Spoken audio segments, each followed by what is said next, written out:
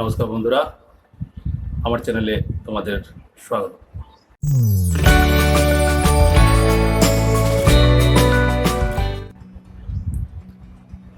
আজ আমি তোমাদের 12 ক্লাসের যে দ্বিতীয় প্রোজটা রয়েছে, স্ট্রং রুটস, যেটা এপিজে আব্দুল কালামের লেখা, সেই প্রোজ পিসটা আলোচনা করব। আর details meaning line by line এখানে আমি বলবো।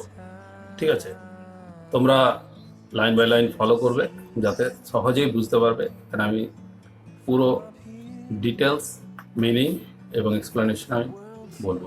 ঠিক আছে, তাহলে দেখতে থাকো শেষ পর্যন্ত। অবশ্যই দেখো, এইটা একটু বড় ভিডিও হতে পারে, কেননা এটা প্রোজ পিস, অনেক বড় একটা পিস। তবু আমি চেষ্টা করছি খুবই সংক্ষিপ্তভাবে বলে দেওয়ার।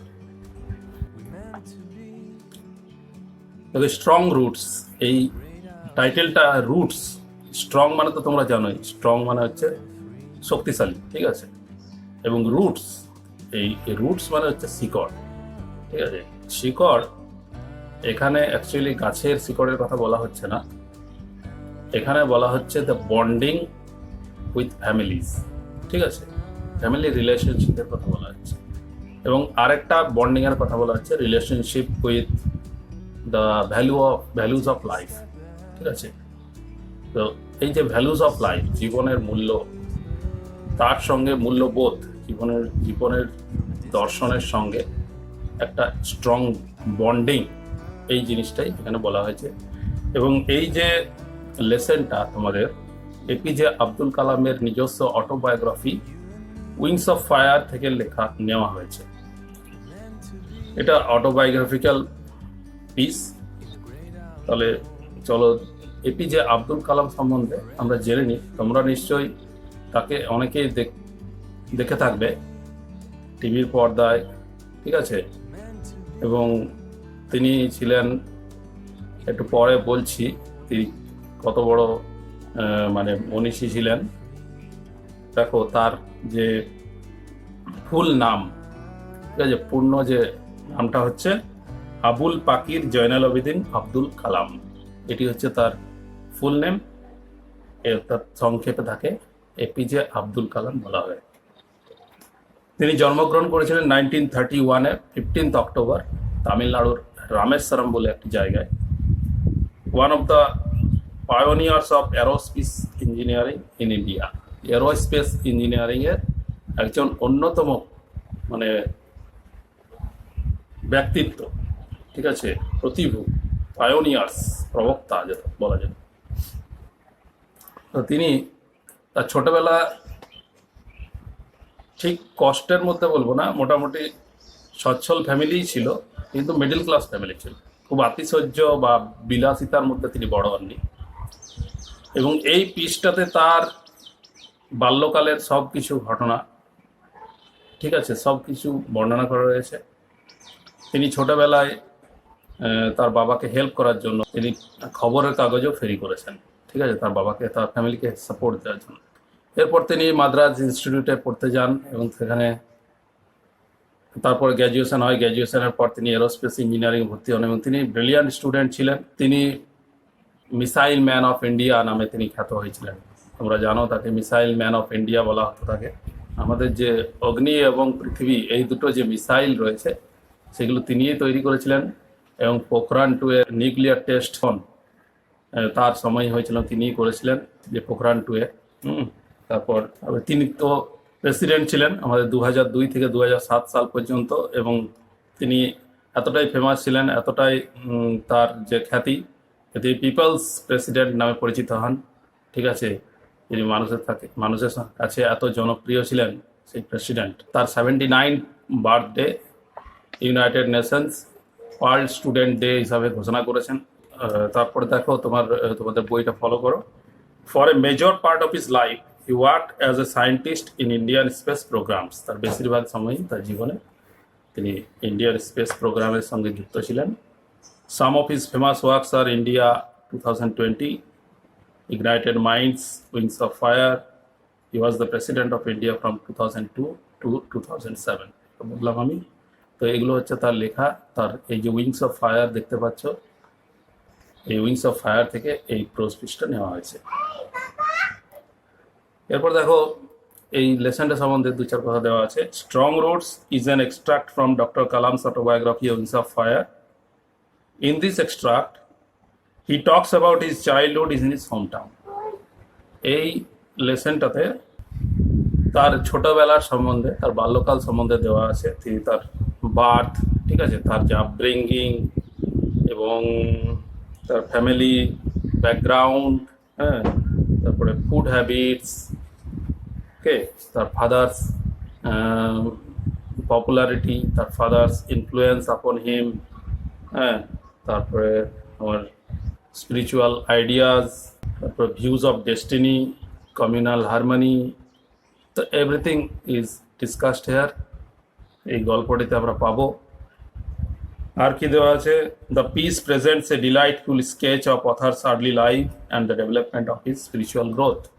তার যে স্পিরিচুয়াল গ্রোথ, অর্থাৎ আত্মিক যে বৃদ্ধি, ঠিক আছে, আত্মিক যে স্পিরিচুয়াল ডেভেলপমেন্ট, সেই সম্বন্ধে আমরা জানতে পারবো। তো চলো লাইন বাই লাইন পড়া যাক, আমাদের সময় খুব বেশি নেই।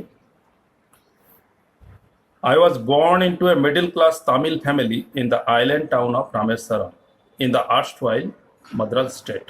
তো আমি জন্মগ্রহণ করেছিলাম একটা মিডল ক্লাস তামিল ফ্যামিলিতে, island town of Rameswaram. Rameswaram একটা আইল্যান্ড টাউন, আইল্যান্ড মানে বুঝতে পারছি surrounded by water on all its side. তো রামেশ্বরম একটা এরকমই একটা দ্বীপ অঞ্চল।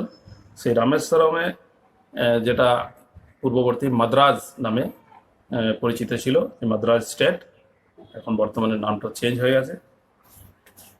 মাই ফাদার জয়নাল আবেদিন, ঠিক আছে, তার বাবার নাম ছিল জয়নাল আবেদিন। তার নামের মধ্যেই দেখো ঢুকে আছে আবুল পাকির জয়নাল আবেদিন আব্দুল কালাম। তার বাবার নাম ওরা জানতে আগে পেরে যাবে খুব সহজেই। তো তার বাবার নাম ছিল Joynal Abedin. Had neither much formal education, খুব বেশি ফর্মাল এডুকেশন ছিল না। ফর্মাল মানে অফিসিয়াল যে এডুকেশন, যেটা স্কুলের থেকে দেওয়া হয়, সেই ফর্মাল এডুকেশন বলা হয়। সেই ফর্মাল এডুকেশন কিন্তু তার বাবার ছিল না। অ্যান্ড নর মাচ ওয়েলথ, এবং ধনসম্পত্তি ছিল না, ওয়েলথও ছিল না। ডেসপাইট দিস অ্যাডভান্টেজেস, এইসব ডিসঅ্যাডভান্টেজ থাকা সত্ত্বেও, ঠিক আছে, এইসব অসুবিধা থাকা সত্ত্বেও, খুব বেশি পড়াশোনা বা ধনসম্পত্তি, বিলাস ব্যসন খুব বেশি ছিল না, তবু হি পজেসড গ্রেট ইননেট উইজডম। তার বাবার সম্বন্ধে বলা হচ্ছে তার বাবা পজেসড করতেন, তিনি এটা লাভ করেছিলেন কি না, গ্রেট ইননেট উইজডম। ইননেট মানে ইন্টারনাল যে নলেজ, ঠিক আছে, যে খুব স্ট্রং ডিসিশন দিতে পারতেন, স্ট্রং অ্যাডভাইস দিতে পারতেন, ঠিক আছে, খুব কনফিডেন্টলি একটা ডিসিশন দেওয়া, অ্যাডভাইস দেওয়া, সেই কাজটি তিনি করতে পারতেন, সেটা জ্ঞান বলা হয়।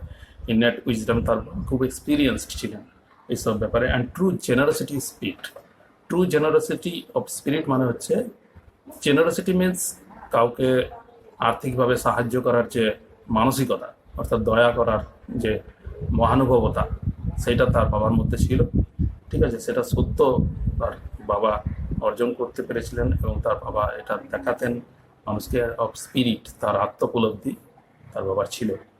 তো he had an ideal helpmate in my mother, তার সুযোগ্য পত্নী মাই মাদার, তার মা আসিয়াম্মা, যেটা হচ্ছে তার মায়ের নাম আসিয়াম্মা। তার মা আসিয়াম্মা ছিলেন তার বাবার আদর্শ পত্নী। I do not recall the exact number of people she fed everyday. আমার এক্স্যাক্টলি নাম্বারটা মনে পড়ছে না যে তিনি কতজন লোককে প্রতিদিন খাওয়াতেন, ঠিক আছে। তার মা প্রতিদিন অনেক আউটসাইডার ব্যক্তিকে খাওয়াতেন, ঠিক আছে। But I am quite certain that far more outsiders ate with us. কিন্তু আমি নিশ্চিতভাবে বলতে পারি যে ফার মোর আউটসাইডার্স, তো far more members, far more outsiders than our family members, ঠিক আছে। তাদের পরিবারের মেম্বারের থেকে অনেক বেশি লোক সেখানে খেত then all the members of our own family put together, ঠিক আছে। এটা তিনি বলতে দিয়েছেন। তাহলে তার মাও খুব মানে এই দান ধ্যান করতেন।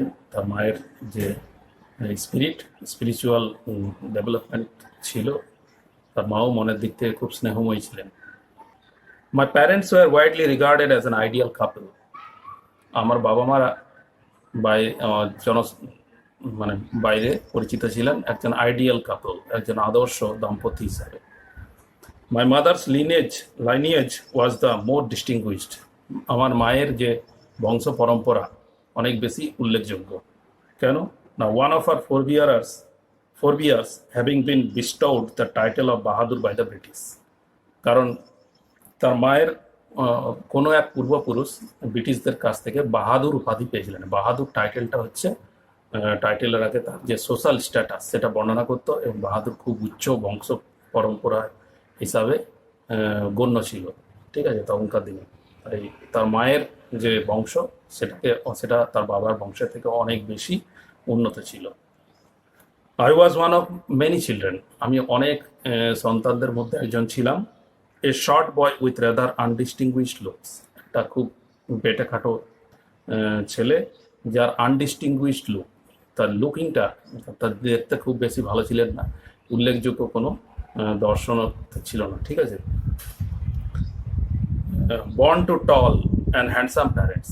কিন্তু তার বাবা মা অন্যদিক থেকে টল এবং হ্যান্ডসাম ছিলেন, খুব সুন্দর দেখতে ছিলেন তার বাবা মা, এবং লম্বা চওড়া ছিলেন। কিন্তু তার তুলনায় আব্দুল কালাম খুবই বেটে ছিল এবং দেখতে খুব এতটা ভালো ছিল না। We lived in our ancestral house. আমরা অ্যানসেস্ট্রাল হাউসে, অ্যানসেস্ট্রাল মানে হচ্ছে পৈতৃক যে বাড়ি, সেখানে বাস করতাম। তখন বংশ পরম্পরায় যে পুরনো বাড়ি, সেই বাড়িটাই ছিল। Which was built in the middle of the 19th century. যেটা তৈরি করা হয়েছিল 19th সেঞ্চুরির মাঝামাঝি সময়, অর্থাৎ 1850 সাল এই সময়ের মধ্যে হবে। ঠিক আছে, ইট ওয়াজ এ ফেয়ারলি লার্জ পাক্কা হাউস। এবার তিনি বাড়িটা বর্ণনা দিচ্ছেন যে একটা বিরাট বড় পাক্কা হাউস ছিল, পাক্কা, মেড অফ লাইমস্টোন। তখনকার দিনে তো আর এই মানে সিমেন্ট ব্যবস্থা ছিল না, লাইমস্টোন দিয়ে তৈরি হতো, চুনা পাথর। ঠিক আছে, লাইমস্টোন অ্যান্ড ব্রিক, ইট এবং চুনা পাথরের তৈরি। On the mosque street in Rameswaram. রামেশ্বরমে মস্ক স্ট্রিট বলে জায়গাতে সেই তাদের বাড়িটা অবস্থান ছিল। My austere father used to avoid all inessential comforts and luxuries. My austere father, austere means simple and plain, ঠিক আছে, কমন। তিনি বিলাস ব্যসনহীন, হ্যাঁ, খুবই তার যে সাধারণ বাবা, used to avoid all inessential comforts. তার বাবা এগুলো এড়িয়ে চলতেন। অপ্রয়োজনীয় যত কমফোর্টস, যেগুলো মানুষকে আরাম দেয়, মানুষের জীবনটাকে আরো সহজ করে দেয়, এই বিষয়গুলো তার বাবা এড়িয়ে চলতেন। এবং লাক্সারিজ, যে বিলাস ব্যসন, ঠিক আছে, আরাম আয়েস, এগুলো তার বাবা খুবই অ্যাভয়েড করতেন। অর্থাৎ তার বাবার জীবন ছিল খুবই simple and plain. However all necessities were provided for. যাই হোক, সব কিছু কিন্তু প্রয়োজনীয় জিনিসপত্র সব প্রোভাইড তিনি করতেন। অর্থাৎ আমাদের জীবনের যে তিনটি প্রয়োজনীয় বস্তু, বাসস্থান, খাদ্য এবং পরিধান, ঠিক আছে, এই যে পরিধেয় বস্ত্র, এই তিনটি জিনিস তিনি প্রোভাইড করতেন। In terms of food, medicine or clothing, এই যে তিনি বলেছেন ফুড তার বাবা যথেষ্টই মানে প্রোভাইড করতে পারতেন। মেডিসিন, কোনো অসুস্থ হলে ওষুধপত্র কিনে দেওয়া, বা ক্লদিং, ঠিক আছে, পরবার জন্য জামা কাপড়। ইনফ্যাক্ট আই উড সে, যা আসলে বলতে পারি আমি যে I would say mine was very secure childhood. আমার জীবনটা ছিল খুবই, ছোটবেলাটা ছিল সিকিওর, খুবই সিকিওর ছিল, যে মানে দুঃখ দুর্দশার মধ্যে যেতে হয়নি, খুব গরিবের মধ্যে টান সংসারের মধ্যে যেতে হয়নি, কিন্তু সিকিওর ছিল, সব দিক থেকে সিকিওর ছিল, কিন্তু খুব বেশি বড়লোক তিনি ছিলেন না। তো ম্যাটেরিয়ালি অ্যান্ড ইমোশনালি তিনি দুদিক থেকে সিকিওর ছিলেন। একদিকে ম্যাটেরিয়াল, অর্থাৎ জিনিসপত্রের দিক থেকে যেগুলো আমাদের প্রয়োজনীয় জিনিস তার বাবা সব প্রোভাইড করতেন, এবং ইমোশনালি তার বাবা মনের দিক থেকে খুব জ্ঞানী ব্যক্তি ছিলেন, তাই ইমোশনালি সাপোর্টও তিনি তার বাবার কাছ থেকে পেতেন। I normally ate with my mother. আমি সাধারণত মায়ের সঙ্গে খেতাম। Sitting on the floor on the কিচেনে মেঝেতে বসে, ফ্লোরে বসে, ঠিক আছে। She would place a banana leaf before me. তিনি আমার সামনে ওই কলা পাতা দিতেন, ঠিক আছে। On which she then ladle rice, তার মধ্যে তিনি ল্যাডেল মানে একটা বড় ডিপ স্পুন, লং স্পুন টাইপের ওই চাটু যেটাকে বলা হয়, সেইটা দিয়ে তিনি ভাত দিতেন। অ্যান্ড অ্যারোমেটিক সাম্বার, অ্যারোমেটিক মানে খুব সুগন্ধি, হ্যাঁ সুগন্ধি যে সাম্বার ডাল সেটা তিনি দিতেন।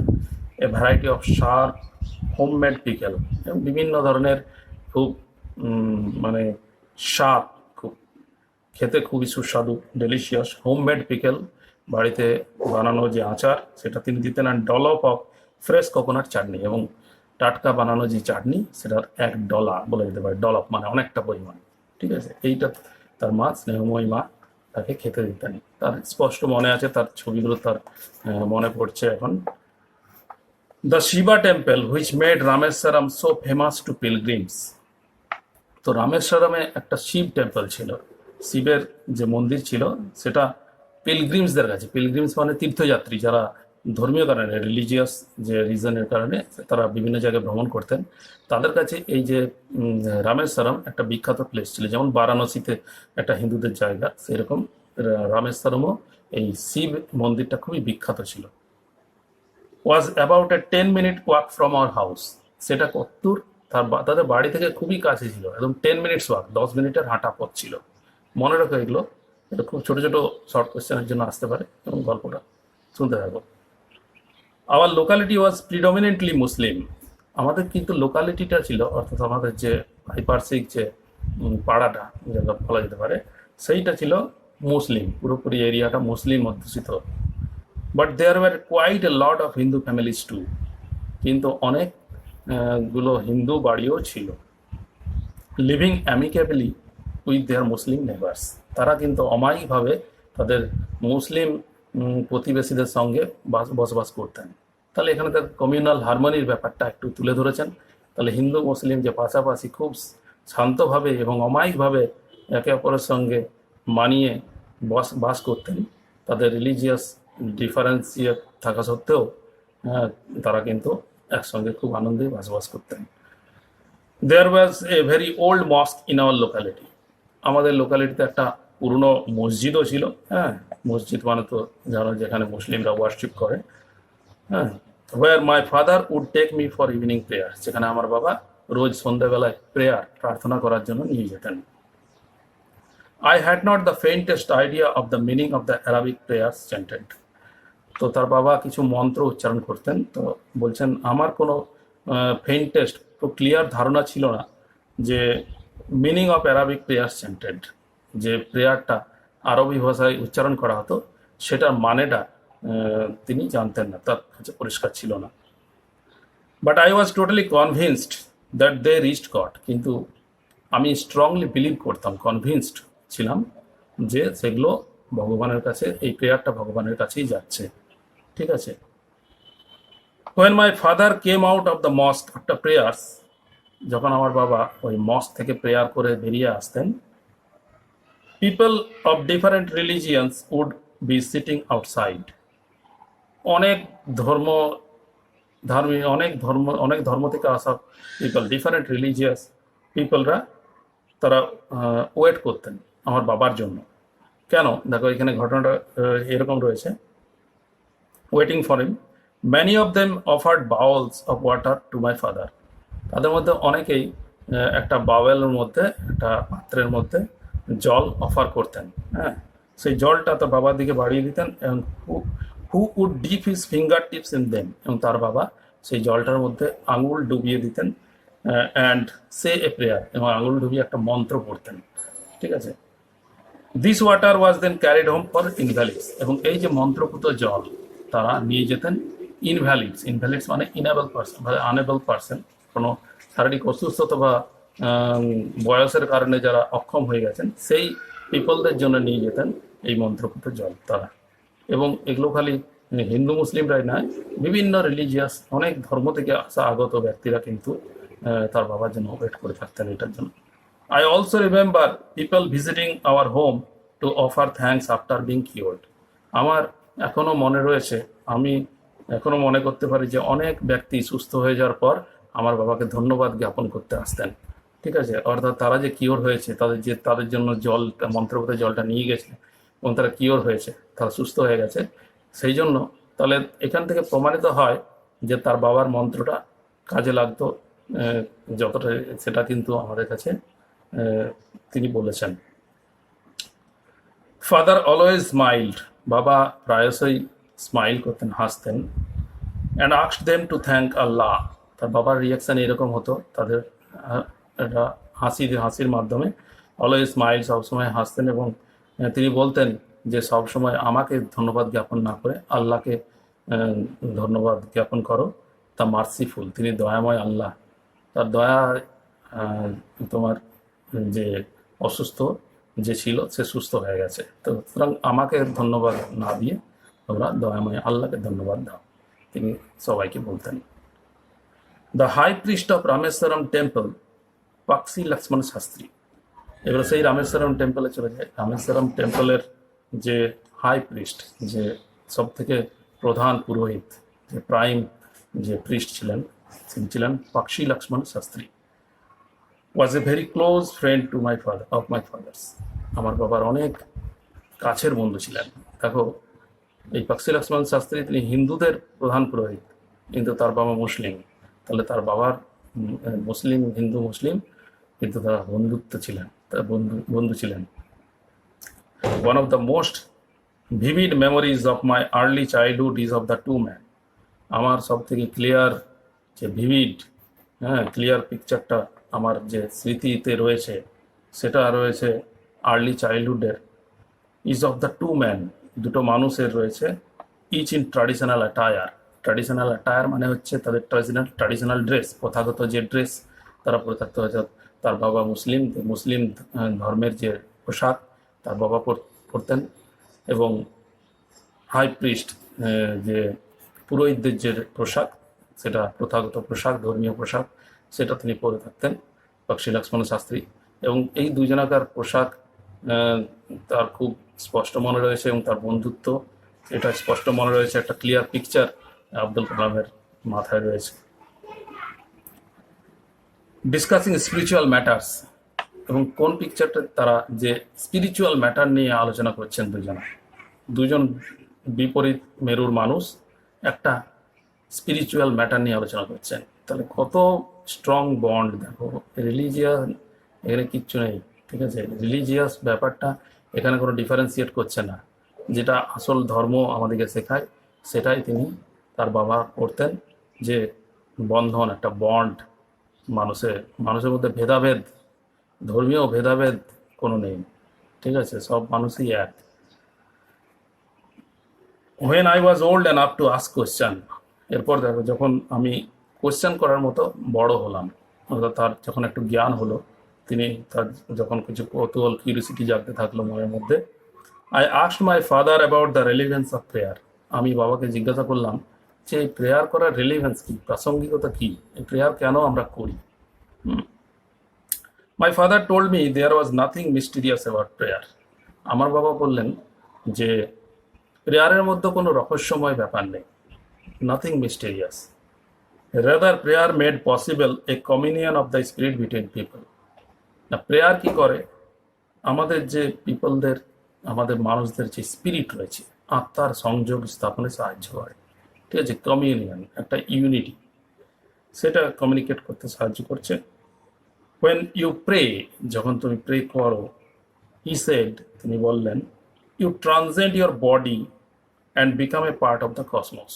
তুমি তোমার বডি থেকে বেরিয়ে এসে তোমার যে আত্মা, তোমার মন, সেটা আমাদের কসমসের সঙ্গে মিলে যায়। কসমস মিনস আমাদের যে ইউনিভার্স, সেই ইউনিভার্সের সঙ্গে আমরা একাত্ম হয়ে যাই। which knows no division of wealth, age, caste or creed, যে ইউনিভার্স কোনো ডিভিশন মানে না, কোনো ভেদাভেদ মানে না। কিসের ভেদাভেদ না, ধর্ম, টাকা পয়সা, ধনী গরিবের ভেদাভেদ, ওয়েলথ, ধনসম্পত্তির ভেদাভেদ, এজ, বয়স, কি বৃদ্ধ কি শিশু, এটার মানে না, কাস্ট, জাতি, হিন্দু জাতি, মুসলিম জাতি, পার্সি জাতি, খ্রিস্টান জাতি, এদের কোনো ভেদাভেদ নেই সেখানে, এবং ক্রিড, কোনো ধরনের লোভ নেই। সেইগুলোর ঊর্ধ্বে থেকে তোমাদের স্পিরিট একাত্ম হয়ে যায় এই প্রেয়ার করার মাধ্যমে। তিনি এটাই বলতেন, প্রেয়ারের তাহলে রিলিভেন্স তিনি বলেছেন, খুব সহজভাবে তিনি ব্যক্ত করেছেন। My father could convey complex spiritual concepts in very simple down to earth Tamil. এই যে তিনি বললেন যে আমার বাবা খুব সহজেই কমপ্লেক্স, খুব জটিল ব্যাপারগুলোকে, স্পিরিচুয়াল ব্যাপারগুলোকে, যে আত্মিক ধর্মীয় ব্যাপারগুলোকে very simple down to earth মানে রিয়েলিস্টিক, অর্থাৎ বাস্তববাদী যে কথাবার্তা, সেই সেই বাস্তববাদী ভঙ্গিতে সহজভাবে তামিল ভাষায় তিনি আমার সামনে তুলে ধরতে পারতেন। তার বাবার এটা খুব মানে একটা গুণ ছিল।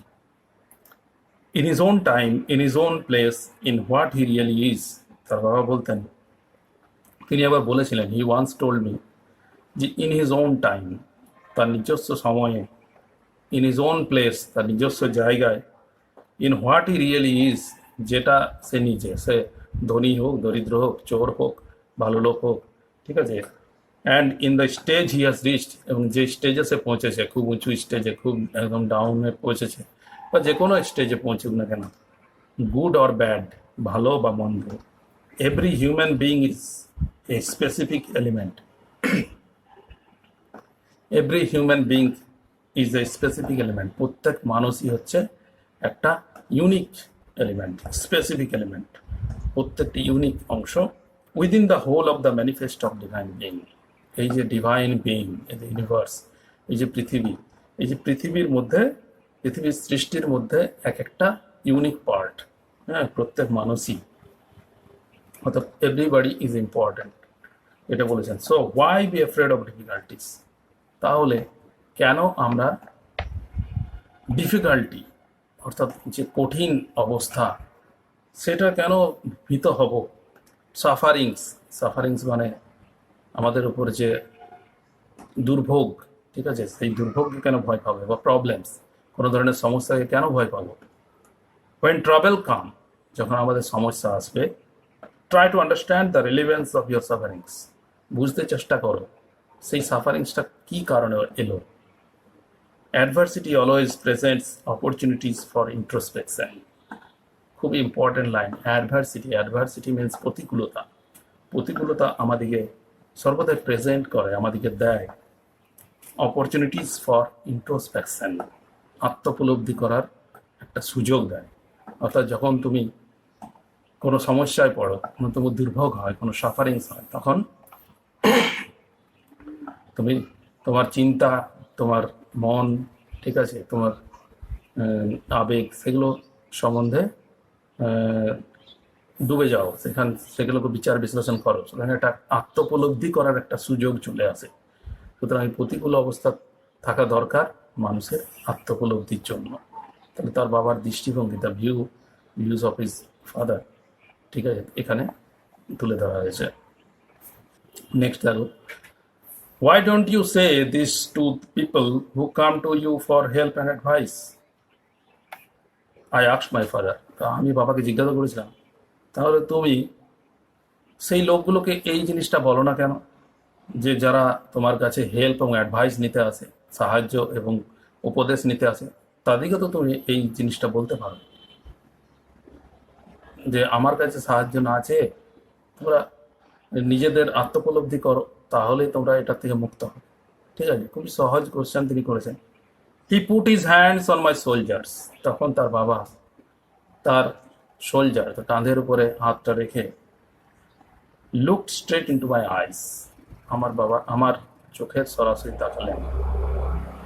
For quite some time he said nothing, কিছুক্ষণ তিনি কথা বললেন না, অর্থাৎ কেন, অ্যাজ ইফ হি ওয়াজ জাজিং my capacity to comprehend his words, তিনি আমার চোখের মধ্যে দিয়ে জাজ করে নিচ্ছেন, অর্থাৎ বিচার করে নিচ্ছেন যে সেগুলো ধারণ করা, সেগুলো কনসিভ করার ক্ষমতা আমার মধ্যে আছে কিনা, সেগুলো কম্প্রিহেন্ড আন্ডারস্ট্যান্ড করার ক্ষমতা আমার মধ্যে আছে কিনা, অর্থাৎ আমি যথেষ্ট যোগ্য বা যথেষ্ট বড় হয়েছি কিনা, তার যে ওয়ার্ডগুলো বুঝতে সক্ষম হব কিনা, এটা তার বাবা কিছুক্ষণ জাজ করে নিতেন এই অ্যাকসেন্টের মাধ্যমে। Then he answered in a low deep voice, তারপর তিনি খুব নিচু স্বরে একটা গভীর কণ্ঠস্বরে বলতে লাগলেন। His answer filled me with a strange energy and enthusiasm, তার উত্তর, তিনি যে উত্তর দিলেন সেটা আমাকে স্ট্রং এনার্জিতে ভরিয়ে দিল, এবং এনথুসিয়াজম, একটা এক্সাইটমেন্ট, একটা এনথুসিয়াজম, মানুষের মধ্যে অদ্ভুত শক্তি আমার মধ্যে এলো। কি বলেছিলেন? whenever human beings find themselves alone, যখন কোনো মানুষ একা হয়ে যায়, অ্যালোন, নিজেকে একা মনে করে, অ্যাজ এ ন্যাচারাল রিয়াকশন, প্রাকৃতিকভাবেই তখন সে কি করে, যারা যে প্রথম কাজটা করে, ন্যাচারাল রিয়াকশন, যেটা তারা ইচ্ছা করে না, যেটা প্রকৃতি মানে অটোমেটিকলি প্রত্যেক মানুষের মধ্যেই এটা হয়, they start looking for company. তারা প্রথমে বন্ধু খোঁজে, অর্থাৎ এই যে শেয়ার করা তাদের মধ্যে, তারা যে সমস্যায় পড়েছে বা তারা যে সাফারিংস হচ্ছে, তার দুঃখ, এগুলো শেয়ার করার জন্য সে প্রথমে কম্পেনিয়ন খোঁজে, তার ফ্রেন্ড খোঁজে, বা এগুলো থেকে বাঁচার জন্য সে প্রথমে একটা সাপোর্ট খুঁজতে থাকে। whenever they are in trouble, যখন তারা সমস্যায় পড়ে, ট্রাবল থাকে, they look for someone to help them, তারা খোঁজে কেউ তাকে সাহায্য করুক। whenever they reach an impasse, they look to someone to show them the way out, যখন তারা পথ হারিয়ে ফেলে, ঠিক আছে, তখন তারা কাউকে খোঁজে যে তাকে এই গোলক ধাঁধার ভেতর থেকে বাইরে বের করে আনো।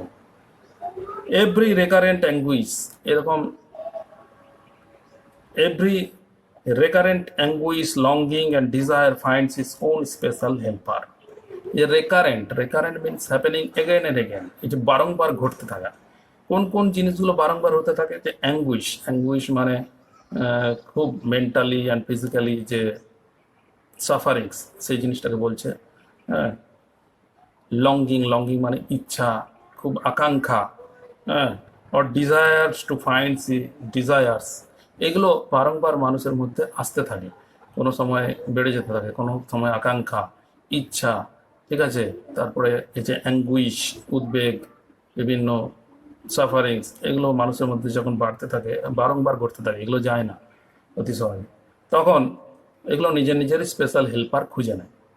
প্রত্যেকে একজনে কিন্তু সাহায্য করতে পারে না, একটা বিষয়ের ব্যাপারে একজন হেল্পার তারা খুঁজতে থাকে।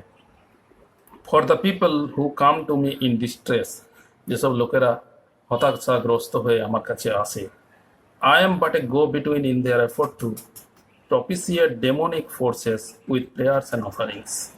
আমি কি করি? গো বিটুইন, তাদের মিডিয়াম হিসাবে কাজ করি, তাদের মধ্যে গিয়ে তাদের গো বিটুইন, অর্থাৎ কিসের মিডিয়া কাজ করছেন না, যে প্রপিসিয়েট ডেমনিক ফোর্সেস, যে ডেমনিক ফোর্সেস কোনো ধরনের এভিল ফোর্সেসের প্রপিসিয়েট, অর্থাৎ কোনো অ্যাংরিনেসের কারণে, ঠিক আছে, কোনো রাগান্বিত হয়ে তার ক্রোধের কারণে হয়তো মনে করে তাদের যে সাফারিং, তাদের যে দুর্ভোগ হয়েছে বা তাদের প্রবলেম হয়েছে, সেটা তারা মনে করে কোনো এভিল ফোর্সেসের ক্রোধের কারণে হয়েছে, রাগের কারণে হয়েছে, সুতরাং তারা এভিল ফোর্সেসকে খুশি করার জন্য তারা অর্ঘ্য প্রদান করে। তাহলে এই যে অর্ঘ্য প্রদান করার কাজটার যে মাধ্যম, সেটা তার বাবা এই মিডিয়াম হিসেবে কাজ করেন। এটাই বলছেন যে I am but a go-between in their effort to propitiate demonic forces with prayers and offerings. তার প্রার্থনা এবং অফার, তার যে অর্ঘ্য দান করার যে মাধ্যম হিসাবে আমি তাদের কাজ করে থাকি, হেল্প করে থাকি। This is not a correct approach at all, যদিও এটা সঠিক পদ্ধতি নয়, এটা সঠিক পদক্ষেপ নয়, and should never be followed, এটাকে ফলো করা উচিত নয়, এরকম করা উচিত নয়। তারা সরাসরি এভিল ফোর্সেসকে অর্ঘ্য প্রদান করুক, কিন্তু মানুষরা ওইতে, তিনি বলেছেন কারণটা, যে ন্যাচারাল রিয়াকশন হচ্ছে কোনো একটা হেল্পার খুঁজে পাওয়া, তারা এই হেল্পার কাজ করেন। One must understand the difference between a fear-ridden vision of destiny and vision that enables us to seek the enemy of fulfillment with ourselves. তো বলছে সবাইকে বোঝা উচিত দ্য ডিফারেন্স বিটুইন, পার্থক্যটা কিসের সঙ্গে না, fear ridden vision of destiny, আমাদের যে ডেস্টিনি অর্থাৎ ফেট, আমাদের ভাগ্যের যে পরিহাসের ফিয়ার, ভয়, ভাগ্যের ভয়, অর্থাৎ আমি দুর্ভাগ্য, এইটার একটা ভয় মানুষের মধ্যে অনেক সময় কাজ করে থাকে। এই যে দুর্ভাগ্যের ভয়, যে তিনি অলওয়েজ, যে কোনো মানুষ সবসময় ট্রাভেলে পড়বে, সাফারিংস হবে, এটা তার ভাগ্যে লেখা আছে। সুতরাং সে তার এই যে অবস্থাটা কল্পনা করে অনেক সময় ভয়ে সংকুচিত হয়ে থাকে। এবং আরেকটা কি, vision that enables us to seek the enemy, এবং আরেকটা ভিজন যেটা আমাদেরকে এনাবেলস আস, যেটা সিক খুঁজতে সাহায্য করবে, হেল্প করবে through enemy of fulfilment with our selves. আমাদের মধ্যেই যে কেন আমার এই আকাঙ্ক্ষাটা ফুলফিল হচ্ছে না, কেন ডিজায়ারটা ফুলফিল হচ্ছে না, বা কেন দুর্ভোগটা যাচ্ছে না, এইটার ভিশন, এটার দৃষ্টিভঙ্গিটা খুঁজতে সাহায্য করার যে ভয়, যে আমরা পারবো না, আমরা হারিয়ে যেতে পারি, তাহলে এই দুটো ডিফারেন্সিয়েট অবশ্যই বুঝতে হবে। হ্যাঁ, তিনি খুব সহজভাবে এটা বলেছেন।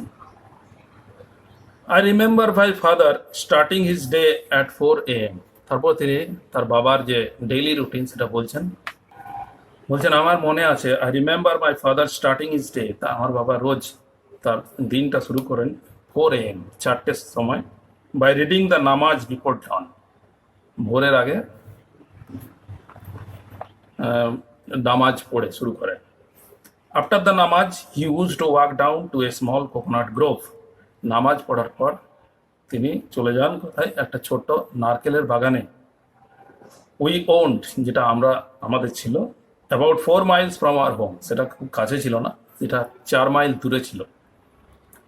হি would return with about a dozen coconuts, তিনি ফিরে আসতেন 1 ডজন কোকোনাট নিয়ে, মোটামুটি 12টার মতো নারকেল নিয়ে ফিরে আসতেন। Tied together, thrown over his shoulder, সেগুলো একসঙ্গে বেঁধে তার কাঁধের উপর ঝুলিয়ে নিয়ে আসতেন। And only then would he have his breakfast, তারপরে তিনি তার ব্রেকফাস্ট করতেন। তাহলে এটি তার ছিল বাবার রুটিন। খুব ভোরে 4টের সময় উঠে সেই 4 মাইল হেঁটে নারকেল বাগানে গিয়ে সেখানে নারকেল এনে পেড়ে কাঁধের উপর ঝুলিয়ে সেটা বয়ে বাড়িতে নিয়ে আসতেন। দিস রিমেইন্ড হিজ রুটিন, এটা তার রুটিন ছিল কতদিন পর্যন্ত, even when he was in late 60s, যখন 60 বছরেও অতিক্রম করে গেছে তার বাবা খুব strong personality, strong physical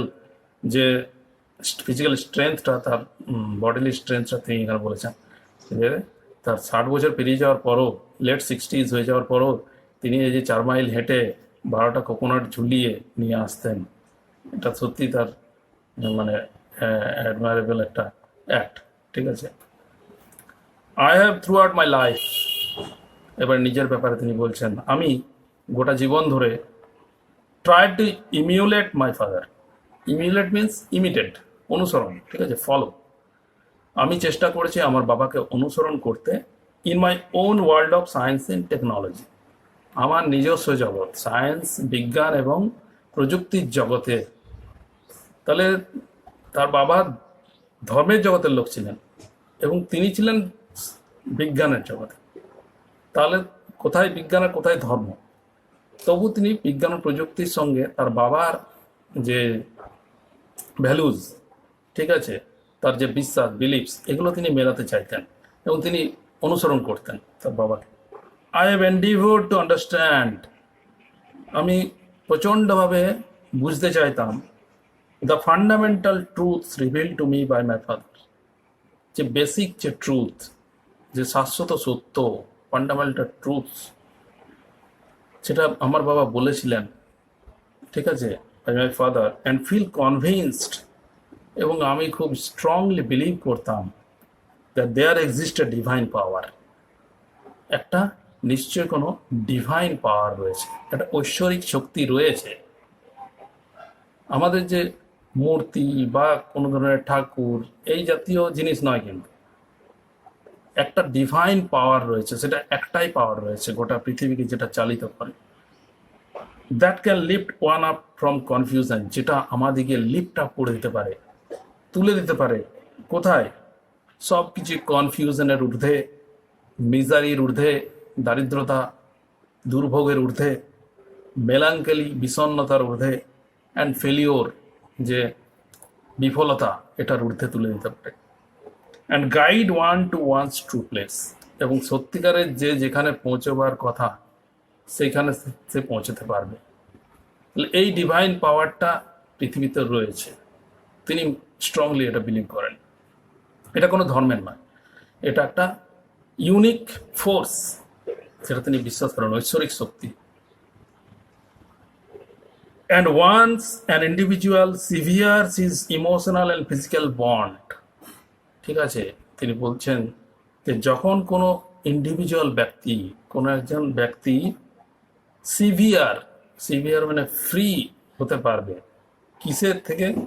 emotional and physical bond. Emotional মানসিক দিক থেকে কোনো ধরনের বন্ধন, এবং ফিজিক্যাল যে ম্যাটেরিয়ালিস্টিক যে পার্থিব বস্তু, সেগুলোর থেকে যখন নিজেকে ফ্রি করে নিতে পারবে, he is on the road to freedom. সে তখনই ফ্রিডমের রাস্তায় হাঁটতে শুরু করবে, তখন সে হবে স্বাধীন। অর্থাৎ এই যে বন্ধন, যত ধরনের মায়া, ঠিক আছে, ম্যাটেরিয়ালিস্টিক যে বিলাস বেসন সুখ, যত ধরনের কমফোর্টেবল থিংস, এগুলোর থেকে সে যখন বেরিয়ে আসতে পারবে, এগুলোর চাহিদা যখন থাকবে না, তখন সে ফ্রি হবে। হ্যাপিনেস, তখন আসবে হ্যাপিনেস, সে সুখী হতে পারবে। অ্যান্ড পিস অফ মাইন্ড, এবং তখনই আসবে মনের শান্তি, আত্মার শান্তি। তাহলে এইটা তিনি খুব সহজভাবে ব্যক্ত করেছেন। এটি সম্ভব হয়েছে তার বাবার স্পিরিচুয়াল উইজডমের কারণে, কারণ তিনি তার বাবাকে ফলো করতেন এবং তার পুরো লাইফটা তিনি তার বাবাকে অনুসরণ করেছেন এবং মেলাতে চেষ্টা করেন। যেখানে বিজ্ঞান, কোথায় ধর্ম, ধর্ম যেখানে কোনো যুক্তি দিতে পারে না, কিন্তু বিজ্ঞান সব যুক্তি দিয়ে আলোচনা করে। কিন্তু বিজ্ঞানের মধ্যে তিনি ধর্মকে মিলিয়েছেন, ধর্মের তার বাবার পথে চলে এই টেকনোলজি এবং সায়েন্সকে উন্নীত করেছেন।